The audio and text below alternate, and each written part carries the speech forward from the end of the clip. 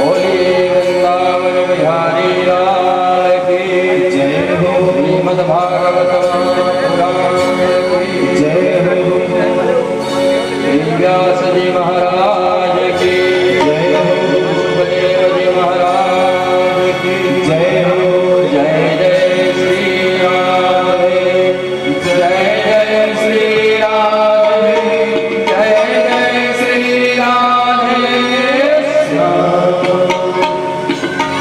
हे प्रेम की अकथ कहानी नहीं जाने ज्ञानी ज्ञानी, कोई जाने बिरज किनारे भजे जा राधे राधे। कोई जाने बिरज किनारे भजे जा राधे राधे।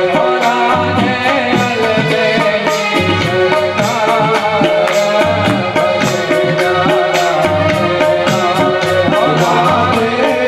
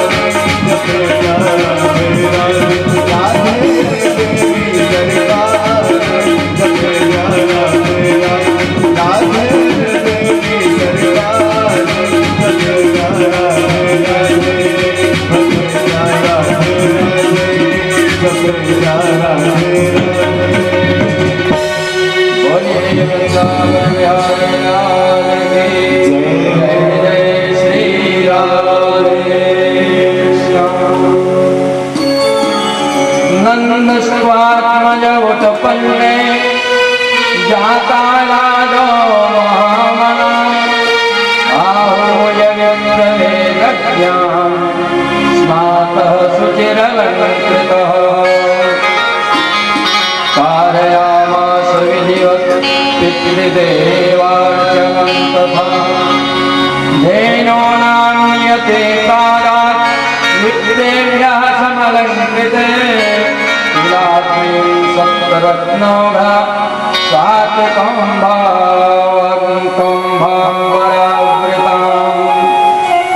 नंदस्वाद आत्मज वसुदेव जी ने लाला को गोकुल पहुंचा दिया। अर्धरात्रि में यशोदा मैया के कमरे में लिटा दिया, उनके पर्यंक पर बगल में, और उसी पर्यंक पर एक कन्या लेटी हुई थी, उसको उठा लिया वसुदेव जी ने, लेके मथुरा चले आए। ये सब कथा आप कल सुन चुके हैं। उधर गोकुल में सबसे पहले नींद खुली सुनंदा की। नंद बाबा की बड़ी बड़ी सुनंदा ने देखा कि आज भाभी अभी तक सो रही है, बात क्या है। और जाकर के जब खिड़की से झांका तो देखती है सुनंदा की भाभी जी तो एकदम खर्राटे भर रही हैं, और उनके बगल में एक नीलमणि खेल रहा है। जैसे ही देखा दौड़ी दौड़ी गई, अरे बाबा बधाई हो बधाई हो। नंद बाबा तो पूरी रात जग ही रहे थे, अपने दरवाजे के डेहरैया पे बैठे और माला जप रहे थे। माले में सबरे मंत्र भूल गए, अब ही तो भयो ना, आगे को पत्यो ना, अब ही तो भयो ना। अब जपना चाहिए जो गुरु मंत्र, उसको भूल गए लाला की खुशी में। जैसे ही सुनंदा ने कहा, अरे भैया मेरी बधाई दो, मेरा नेक दो। नंद बाबा ने कारी माला झटपटा, क्या हुआ? कहा भैया पहले मेरी बधाई दो। नंद बाबा ने झट से अपना मोतियों का हार निकाला, सुनंदा को दे दिया। कहा भैया इससे काम नहीं चलेगा। नंद बाबा ने बगल में अपनी तिजोरी की चाबी निकाली और सुनंदा को दे दिया। कहा वरना जो लेना हो ले। अब तो बता। कहा भैया बधाई हो, आपको लाला भयो, भाभी को पुत्र लाभ हो। अरे महाराज नंद बाबा की तो खुशी का ठिकाना ही नहीं। नंद बाबा ने तुरंत ब्राह्मणों को बुलाया। आहूय विप्रवेद ज्ञान स्नातः शुचिरलंकृत। ब्राह्मण लोग आए, कहा नंद बाबा आप पहले स्नान कर लो, बालक का जात कर्म संस्कार हम लोग कराएंगे। नंद बाबा गए जमुना जी में, झट से 108 डुबकी लगा के आ गए। ब्राह्मणों ने कहा बाबा अक्षत चढ़ाओ, और जब ठाकुर जी को अक्षत चढ़ाने को बोले तो बाबा शक्कर चढ़ा दिए। ब्राह्मणों ने कहा बाबा आपका ध्यान किधर है? अरे शक्कर की ना है, हम लोग अक्षत की बोल रहे हैं, अक्षत चढ़ाओ ठाकुर जी को। नंद बाबा को होश आया, शक्कर चढ़ाए ना अक्षत चढ़ाए। कहा बाबा नंद बाबा को ठाकुर जी को दूध चढ़ाओ। हम नंद बाबा दूध की जगह दही चढ़ा दिए। सब उल्टा पुल्टा कर रहे हैं। ब्राह्मणों ने कहा बाबा आपका ध्यान किधर है? अरे महाराज क्या करें, मेरा ध्यान तो लाला में अटक गए हो। अच्छा बाबा तो संकल्प दे दो, ब्राह्मण सारी क्रिया पूरी करेंगे, आप तो जाओ लाला का दर्शन करो। पितरों और देवताओं का अर्चन किया नंद बाबा ने, और महाराज 9 लाख गायों का संकल्प किया गोदान के लिए। अपने पुत्र के जन्म पर। और इतना ही नहीं, तिलाद्रीन सप्तरत्नौघ, तिल के पहाड़ बनवा दिए, हीरे मोती जवाहरात के पहाड़ बन गए, जिसको जितना ले जाना हो ले जाओ। अब दौड़े दौड़े आए सब ब्रजवासी। एक ब्रजवासी चांदी के बर्तन लेके जा रहा था, अरे भैया ये देखो चांदी के बर्तन मिल रहे हैं। तब तक दूसरा आ गया, अरे दारी के तू चांदी का ले आ, इधर मैं सोने का लेके आ रहा हूँ। क्या कहा, वो चांदी का झट फेंका, सोने वाले गेट पे पहुंच गया। और सोने वाला जब लेके लौट रहा था तब तक देखता है कि तीसरा हीरे जवाहरात लेके आ रहा है। सोने वाला तुरंत फेंका, हीरे जवाहरात की तरफ बढ़ा। खूब दान किया नंद बाबा ने। और नंद बाबा के एक मित्र आ गए, नंद बाबा को बधाई दिया। कहा बाबा बधाई हो आपको, 90 वर्ष की उम्र में आपको लाला भयो है, बहुत बहुत बधाई। नंद बाबा ने कहा भैया आप सबन को बधाई, आप सबन के आशीर्वाद से ही तो मेरे घर लाला भयो हो, मैंने तो आस ही छोड़ दी थी। लेकिन बाबा लाला का प्रथम दर्शन करने के लिए जरा सज धज के जाना चाहिए, ऐसे थोड़ी जाया जाता। अच्छा भैया तो सजा दो। हाँ, उस मित्र ने खूब बढ़िया नंद बाबा की मोछों पर इत्र लगा दिया, बढ़िया पीताम्बर पहना दिया, टोपी पहना दिया, माला लगा दिया और माथे पर बढ़िया चंदन लगा दिया। नंद बाबा ने कहा भैया हम कैसे लग रहे हैं? अरे बाबा आप तो ऐसे लग रहे हो ना जैसे अब ही ब्याह करके आए हो। नंद बाबा शर्मा गए, दाई के 90 वर्ष की उम्र में मेरा कौन ब्याह करेगा। तब तक एक दूसरा मित्र आया दही का भांड लेकर के, और जैसे ही नंद बाबा को सजा बजा देखा, महाराज सारा दही का मटका उड़ेल दिया, नंद बाबा का सारा श्रृंगार बिगड़ गया। कार्यदारी के ये क्या कर दिया तुमने? कहा बाबा जब पहली बार लाला का दर्शन करने को जावे को होए ना, तो दूध दही में स्नान करके जाएगा। अरे भैया तेरा लाख लाख शुक्रिया, बहुत अच्छा किया। खूब धूम मची महाराज, इतनी धूम मची कि नंद भवन में दूध दही की कीच मच गई। अब ब्रजवासी सब जा रहे हैं, गोपियां पहले से तैयारी कर रखी थी। गोपियों ने 84 गज के लहंगे सिलवा के कि नंद बाबा को लाला होगा तो हम लोग यही पहन के बधाई देने जाएंगे। लंबी लाइन लगी, नंद बाबा गए, गोपियों ने कहा है बाबा देख नहीं रहे हो ये लेडीज है, लेडीज की लाइन लगी हुई है, आप नहीं जानते लेडीज फर्स्ट। पहले हम लोग लाला का दर्शन करेंगे फिर आपको मिलेगा। नंद बाबा ने लाला का दर्शन किया, प्रसन्न हुए महाराज, खूब उत्सव मचा। लेकिन 6वें दिन नंद बाबा को याद आया, कहा भैया लाला की होने की खुशी में हम कंस को वार्षिक कर देना भूल गए।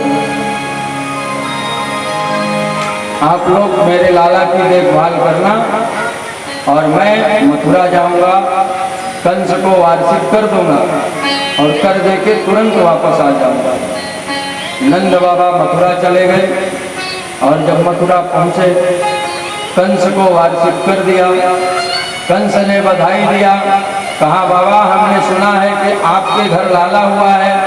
अरे महाराज सब आप सबका आशीर्वाद है, बड़ों ब्राह्मणों का आशीर्वाद है, भगवान की कृपा है, वरना मैंने तो सारी आस छोड़ दी थी। कर दे के बाहर निकले, वसुदेव जी ने देख लिया कि नंद बाबा तो यहाँ मथुरा में टहल रहे हैं, मैं इनके कस्टडी में अपने लाला को छुपा आया था कि इनके यहाँ मेरा लाला सुरक्षित रहेगा और ये श्रीमान जी यहाँ टहल रहे हैं। वसुदेव जी ने देखा, जैसे ही बाहर निकले नंद बाबा तुरंत मिल गए। कहा अरे बाबा आपको लाला के जन्म की लाख लाख बधाई हो। नंद बाबा ने कहा अरे भैया वसुदेव आपको भी लाख लाख बधाई हो। मैंने तो अपने पुत्र जन्म की बात इसलिए नहीं कही कि आपके 6 लाला कंस ने मार दिए और 7वें गर्भ का पतन हो गया। 8वीं जो कन्या हुई थी सुना, उसको भी इसने शिला पर पटक दिया। भैया अब आपके इतने बड़े दुख में हम अपने छोटे से सुख का वर्णन कैसे करते। और सच्ची मित्रता यही है जिन मित्र दुख होई दुखारी, तिन्हि लोकत पातक भारी। श्री राम जय राम जय जय राम जी, जय जय विघ्न हनुमान जी। निज दुख गिरि कमर जगरि जाना,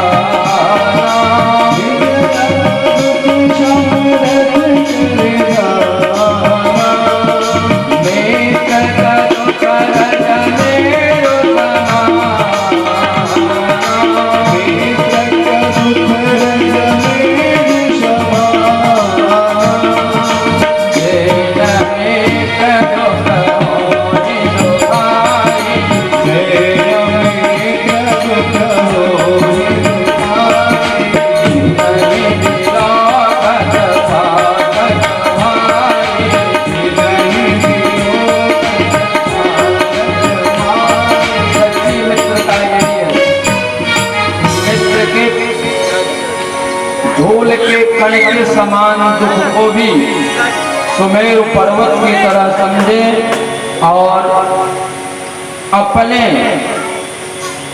सुमेरु पर्वत के सुख को धूल की कण के समान समझे, वही सच्चा मित्र है। जो मित्र के दुख में दुखी न हो, उसको देखने मात्र से भारी पातक लगता है। विलोकत पातक भारी। दोनों ने आपस में वार्ता किया। वसुदेव जी ने कहा, बाबा मुझको ऐसा लग रहा है कि गोकुल में बहुत शीघ्र ही कोई भारी उत्पात होने वाला है, इसलिए आप तुरंत चले जाओ, वापस लौट जाओ गोकुल। जैसे ही वसुदेव जी ने कहा, नंद बाबा समझ गए वसुदेव जी कभी झूठ नहीं बोलते, और जो व्यक्ति जीवन में कभी असत्य भाषण नहीं करता तो वो जो भी बोल दे वो सत्य ही होगा। नंद बाबा तुरंत गोकुल की तरफ प्रस्थान किए और इधर कंस ने अपने कैबिनेट की मीटिंग बुलाई।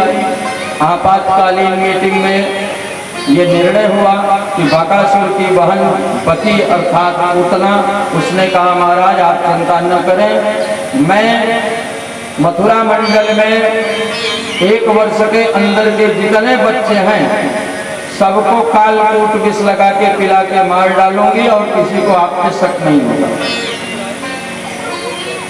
कंस बड़ा प्रसन्न हुआ, पूतना को भेजा जाओ।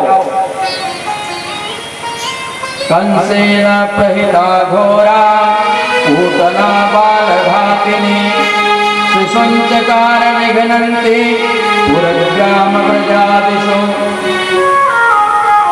पूतना बालघातिनी पूतना वेश बदल करके आई, और जब गोकुल आई तो महाराज वहां पर क्या देखती है पूतना की, एक घर के सामने बहुत भीड़ लगी है, लोग चले जा रहे हैं। पूतना समझ गई कि जरूर यहाँ किसी पूत का जन्म हुआ है। पूतना ने बड़ा ही सुंदर स्वरूप बनाया महाराज, इतना सुंदर स्वरूप बनाया कि सुखदेव बाबा कहते हैं कि राजन गोप ग्वालों को ऐसा लगा कि साक्षात श्री देवी गोकुल में पधार गई। श्री माने लक्ष्मी, साक्षात लक्ष्मी का आगमन हो गया। गोप्य श्रियं दृष्टुमिवागतां पतिम्। और जैसे ही उस भीड़ में नंद की बाबा के महल के सामने पहुंची पूतना, इतना सुंदर स्वरूप महाराज की जो भी गोपी उसको देखती तुरंत मार्ग दे देती। पूतना अंदर पहुंची, देखा यशोदा मैया एक तरफ बैठी गोपियों से बातें कर रही हैं और लाला पालने में लेटा हुआ है। दूर से ही कहा, रही यशोदा बहन बहुत बहुत बधाई हो, हमने सुना कि आपके यहाँ लाला हुआ है, तो अपने आप को रोक नहीं पाई, बधाई देने के लिए चली आई। अब यशोदा ने पहचाना ही नहीं कि मेरी कौन सी बहन आ गई, परंतु बधाई दे रही है तो सीधे परिचय कैसे पूछ लें कि मैं आपको नहीं पहचानती। और यशोदा का मतलब ही होता है यशोदा दाती यशोदा, जो सबको यश प्रदान करे वही यशोदा। यशोदा मैया ने कहा, बहना आप सबन को लाख लाख बधाई, आप सबन के आशीर्वाद से ही तो मेरे घर लाला भयो है। वाले लाला को दूध पिला के पालने में सुलाई हो, लाला सो रहा है, दूर से ही लाला का दर्शन करके आ जाओ, फिर बैठ के बातें करते हैं।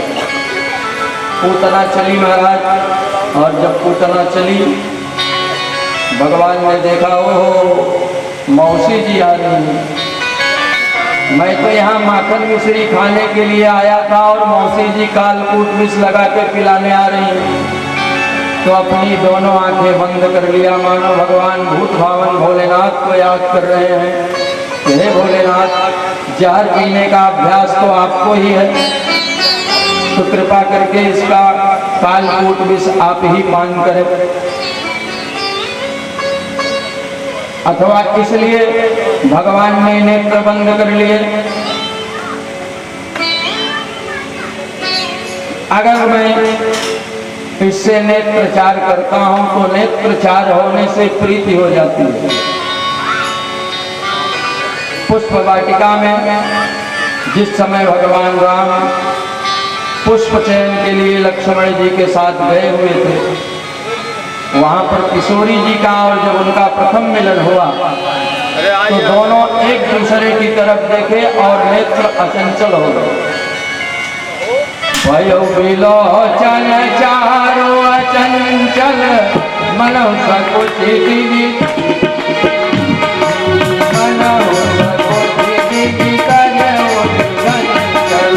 श्री राम जय राम जय जय राम जी, जय जय भयो विलोचन चारो अचंचल मनौ सकुच निमित दिगंचल। नेत्र मिले किशोरी जी के और भगवान राम के, अचंचल हो गए, दोनों एक दूसरे को देखते ही रह गए। और महाराज निमि ने तुरंत ही पलकों से अपना स्थान हटा लिया, वहां से हट गए, क्योंकि ऐसा नियम है कि अगर घर की बिटिया, खानदान की बिटिया किसी नवयुवक से मिल रही हो तो फिर वहाँ बुजुर्गों को नहीं रहना चाहिए, हट जाना चाहिए। जो भावी पति हो ऐसे युवक के साथ निमि ने स्थान बदल दिया। भगवान ने सोचा कि नेत्रचार होने से प्रीति होती है, ये भी एक तरह का विवाह है। अगर अविवाहिता युवती और युवक के नेत्रचार हो के स्थिर हो जाए तो एक तरह का विवाह ये भी माना जाता है। 8 प्रकार के विवाह। अथवा भगवान ने इसलिए नेत्र बंद कर लिया कि मैं हूँ मायापति और ये है मायावती। माया का रूप बना करके आई है, लेकिन मायापति के सामने मायावती की माया चलने वाली नहीं है। अगर मैंने नेत्र खोला, मेरी दृष्टि पड़ी, तो इसका असली स्वरूप प्रकट हो जाएगा और मेरे अन्य जितने मित्र हैं वो बेचारे असुरक्षित हो जाएंगे। इसलिए मुझे इसका काम तमाम करना पड़ेगा। इसलिए भगवान ने नेत्र बंद कर दिया। अथवा भगवान ने इसलिए नेत्र बंद कर दिया कि जो दृष्टि का पात्र हो, दृष्टि वहां डालनी चाहिए। जिस समय शूर्पणखा आई और कहती है मौसम पुरुषन तो सम पुरुषन मौसम नारी, यह संयोग विधि रचा विचारी। श्री राम जय राम जय जय राम जी, जय जय विघ्न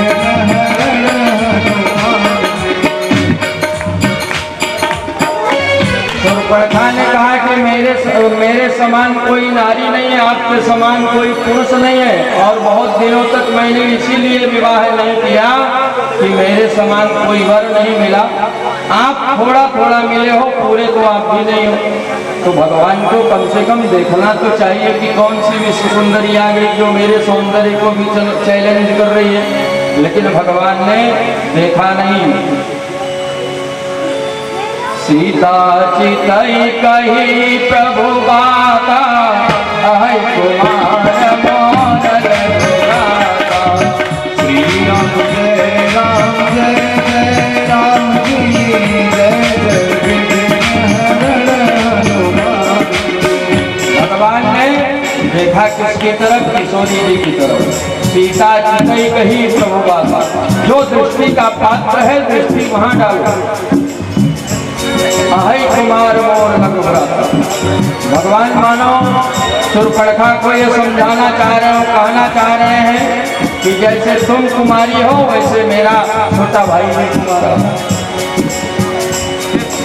तो जो दृष्टि का पात्र हो दृष्टि वहां डालो, इसलिए भगवान ने नेत्र बंद कर लिए। पूतना आई और लाला को अपनी गोद में उठाया, गोद में उठा करके अपना स्तन लाला के मुंह में दिया। सबसे पहले भगवान ने कालकूट विष का पान किया, पूतना के दुग्ध का पान किया, और उसके बाद जब भगवान पूतना के प्राणों का पान करने लगे तब पूतना चिल्लाई, सामुंचमुंचालमिति प्रभाषिणीं निष्पीड्यमाना किल मर्मवर्मणि विवृत्य नेत्रे चरणौ भुजौ स्वस्तिन्न गात्रा सुप्रदीर्घोदः। सामुंचमुंचालमिति प्रभाषिणीं, अरे छोड़ दो लाला, छोड़ दो छोड़ दो। भगवान ने कहा, मौसी जी जल्दी से मैं किसी को पकड़ता नहीं हूँ, और जिसको एक बार पकड़ लेता हूँ बिना मुक्ति प्रदान किए उसको छोड़ता भी नहीं। पूतना के जब प्राणों का पान भगवान करने लगे, पूतना अपने असली रूप में आई और लाला को लेकर के नंद बाबा के महल से बाहर आकाश मंडल से आकाश मार्ग से उड़ने लगी। और लाला ने जब उसके प्राणों का पान कर लिया, पूतना धड़ाम भी से गिरी एक बगीचे में। और महाराज जब गिरी तो 6 कोस के जितने भी वृक्ष से सब धड़ाम से धराशायी धड़ाधड़ गिरे। सुखदेव बाबा कहते हैं, राजन गभ्युति अंतरद्रुमान, एक गभ्युति में 2 कोस होता है, तो 3 माने 3, गभ्युति माने 6 कोस, 18 किलोमीटर। इतना लंबा शरीर, अब चौड़ाई कितनी होगी आप समझ सकते। इतना लंबा चौड़ा शरीर पूतना का जब गिरा महाराज, धड़ाम से बड़े जोर की आवाज हुई, सारे गोपाल दौड़े, अरे कहाँ हुए। और देखते हैं महाराज तो कोई राक्षसी मथुरा और गोकुल के मार्ग को जाम कर दिया। यशोदा मैया दौड़ी दौड़ी आई, लाला को पालने में देखा, पालने में लाला नहीं था, घबराई यशोदा मैया, अरे मेरा लाला कहाँ गए, मेरा लाला कहाँ गए, बचाओ मेरे लाला को। ग्वाल वालों ने देखा पूतना तो मरी पड़ी है, मुंह के बल गिरी है, पीठ पे लाला खेल रहा है। अब ग्वाल वालों ने सोचा कि इसकी ऊंचाई इतनी है तो कैसे लाला को उतारा जाए। सीढ़ी लगा करके पूतना के शरीर पे चढ़े और उसकी पीठ पे खेलते हुए लाला को उतारा। यशोदा मैया ने उसे अपनी गोद में लिया और गोद में लिया अपना स्तनपान कराने लगी। जब लाला दूध पीने लगा तब मैया को होश आया कि चलो लाला ठीक है। फिर भी ले जा करके गाय के पूंछ से झाड़ा दिया, गाय के गोबर से, गाय के दूध से, गाय के दही से, गाय के घी से लाला को स्नान कराया गया। और स्नान कराने के बाद मैया लाला को पूंछ से झाड़ा दे रही है। इंद्रियाणी से केसा प्राणानारायणो एतदेकपतिष्ठितं मनोयोगेश्वर तो कृष्णगर्भस्पते बुद्धिमात्मानं भगवान् परः क्रीडन्तं पातु गोविंद शयानं पातु माधव। भगवान ने सोचा ये मेरे ही नाम को लेकर के मैया मुझे झाड़ा दे रही है। लाला स्वस्थ हुए। और उधर नंद बाबा, जब से वसुदेव जी ने कहा था कि गोकुल में भारी उत्पात होने वाला है, नंद बाबा रास्ते में हरिशरणम हरिशरणम हरिशरणम ये मंत्र जपते हुए चले आ रहे थे। नंद बाबा को आते हुए देखा, जैसे ही ग्वाल वालों ने दौड़ पड़े, अरे बाबा गजब हो गए। नंद बाबा ने कहा भैया कहाँ गए हो, जल्दी से बताओ। कहा अरे बाबा आप गए वार्षिक कर देने और इधर एक राक्षसी आई, वो लाला को उठा करके आकाश मार्ग से उड़ी बाबा। उसके बाद पता नहीं क्या हुआ, ये देखो पूतना तो गिरी मर गई। और लाला एकदम सुरक्षित है। नंद बाबा को जान में जाना ही कहा, भैया वसुदेव जी निश्चित रूप से बहुत बड़े ज्योतिष के पंडित हैं, उन्होंने मथुरा में मुझसे कहा था कि बाबा जल्दी से गोकुल लौट जाओ। ग्वाल वालों ने कहा, बाबा वो सब तो ठीक है, लेकिन ये पूतना मरी तो मरी, इसने गोकुल और मथुरा के रास्ते को जाम कर दिया है, क्या करें? नंद बाबा ने कहा, सब लोग अपने अपने घरों से कुल्हाड़ी फावड़े लेकर के आओ और पूतना के शरीर को काट काट करके इकट्ठा करो, जो वृक्ष गिरे हैं उसकी लकड़ियों को इकट्ठा करके इसकी चिता बनाओ और आग लगाओ। ग्वाल वालों ने वैसे किया महाराज। सुखदेव बाबा वर्णन करते हैं कि राजन, जब पूतना मरी तो दह्यमानस्य तद्देहं धूमश्चारुसौरभं, उसके शरीर से ऐसी सुगंध आई महाराज कि जैसे कोई बहुत बड़ा यज्ञ हुआ हो और यज्ञ का धुआं चारों तरफ उसकी सुगंध बिखेर रहा हो। परीक्षित जी महाराज ने कहा, गुरुदेव पूतना बालघातिनी है, जिघान से आहंतुम इच्छा, ये मारने की इच्छा से आई, और ये जब जली इसके शरीर से ऐसी सुगंध। भगवान सुखदेव बाबा ने कहा कि राजन, जिसके दुग्ध का पान स्वयं भगवान कर ले वो पापिनी रह जाएगी, वो राक्षसी रह जाएगी। अरे पूतना तो एकदम शुद्ध मुक्त हो गई और भगवान ने उसको वो गति प्रदान किया जो मैया यशोदा और मैया देवकी के लिए रक्षणी। भगवान ने कहा, नहीं नहीं, चाहे जिस इच्छा से आई हो, परंतु इसने काम तो मैया का ही किया है, स्तनपान कराया है, इसलिए इसको मैया की गति प्रदान करेगा। अहो बकी यम काल गोटा जिघा प्रयापाये तत्प्रसादी, लेभे गतिं धातृजतां ततोऽन्यं तं वा दयालुं शरणं व्रजेम। लेभे गतिं धातृजतां, धात्र्योचित गति, धात्री माने माता, माता के समान गति प्रदान कर दिया पूतना को। और सुखदेव बाबा कहते हैं कि राजन, तत्पूतना मोक्षं कृष्णार्भकमद्भुतं, शृणुयात् श्रद्धयामर्त्यो गोविंदे लभते रतिं। जो इस पूतना मोक्ष की कथा को सुनेगा, निश्चित रूप से उसकी गोविंद के चरणों में रति और प्रीति